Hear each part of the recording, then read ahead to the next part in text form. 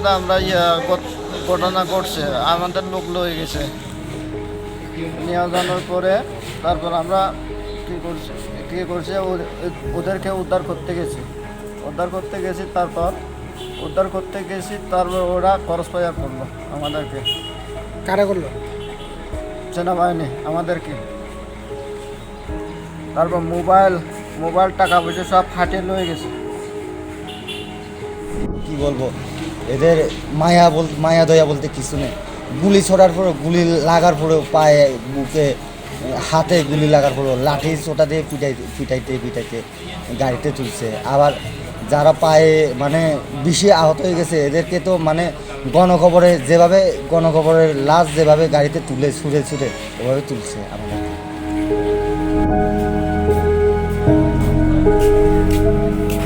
খাগড়াছড়িতে চোরের ঘটনাকে কেন্দ্র করে পাহাড়ি ও বাঙালিদের মধ্যে সংঘর্ষে 3 জন নিহত হয়েছেন।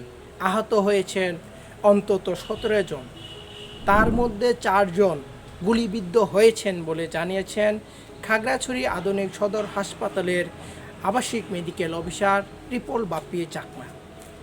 নিহত 3 জনের মধ্যে ধনঞ্জয় চাকমা দিঘিনালার এবং রুবেল ত্রিপুরা ও জুনান চাকমা খাগড়াছড়ি সদর উপজেলার।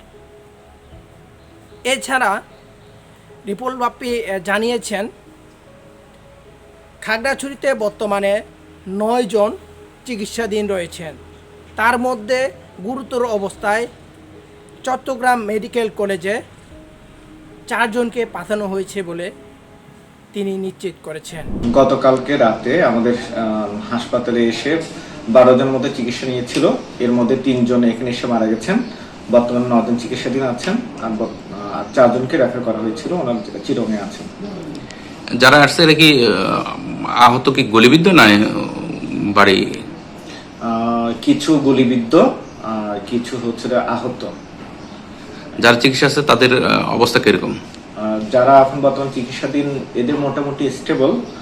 বিভিন্ন জায়গায় হয়তো বা হাড্ডি বাড্ডি ভাঙা টাঙা, আমরা প্রয়োজনীয় ব্যবস্থা নিয়েছি, চিকিৎসাও দিয়েছি। আর আমাদের কনসালটেন্টও এগুলো কিছুক্ষণ পরে আমাদের এসে দেখবেন, এই অনুযায়ী আমরা পরবর্তী ব্যবস্থা নিব। যদি কোনো কিছু লাগে সে অনুযায়ী ব্যবস্থা নেওয়া হবে আর কি।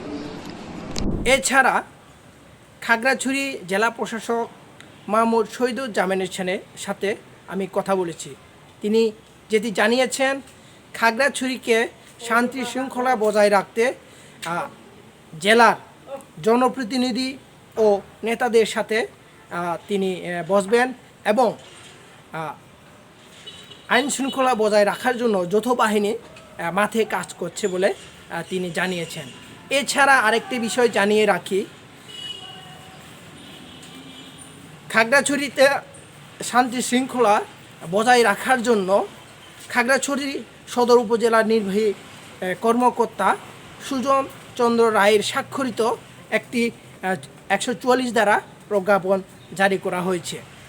দুপুর 2টা থেকে আগামী কোনো নির্দেশনা না দেওয়া পর্যন্ত খাগড়াছড়িতে 144 ধারা প্রজ্ঞাপন জারি থাকবে বলে জানিয়েছেন নির্বাহী কর্মকর্তা। এই ছিল খাগড়াছড়ির সর্বশেষ মিলন ত্রিপুরা 1 টাকার খবর।